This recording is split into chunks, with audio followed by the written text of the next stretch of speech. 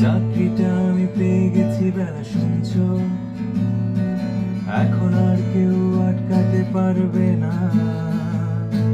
সম্বন্ধটা এইবার তুমি ভেস্তে দিতে পারো, মাকে বলে দাও বিয়ে তুমি করছো না। চাকরিটা আমি পেয়ে গেছি বেলা সত্যি, আর মাত্র কয়েকটা মাস ব্যাস। স্টার্টিং এই ওরা 1100 দেবে, 3 মাস পরে কনফার্ম। চুপ করে কেন বেলা কিছু বলছো না?